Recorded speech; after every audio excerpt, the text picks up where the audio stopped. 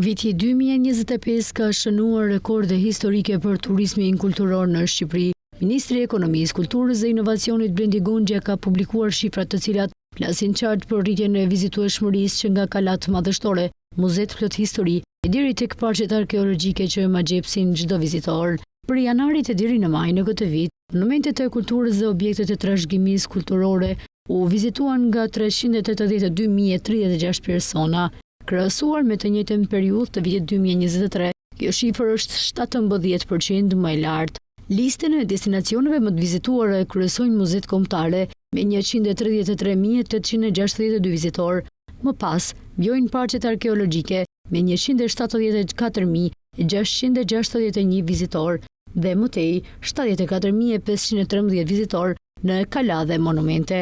Trashëgimia jon kulturore nga muzet dhe parqet arkeologjike e kalat që ruajnë shpirtin e historisë shqiptare kanë mirëpritur në 5 mujorin e parë të këtij viti 382.036 vizitor vendas dhe të huaj, një pritje prej 17% krahasuar me vitin 2023, tha Ministri Gonxha në një postim në rrjetet sociale.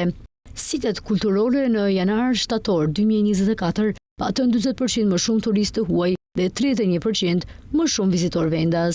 Listën e destinacioneve më të vizituara e kryeson kalaja Gjirokastrës, më pas renditet parku kombëtar i Butrintit, vizitor dhe në vend të tretë për nga vizitueshmëria qëndron Muzeu Gjergj Kastrioti Kruj me 100.874 vizitor.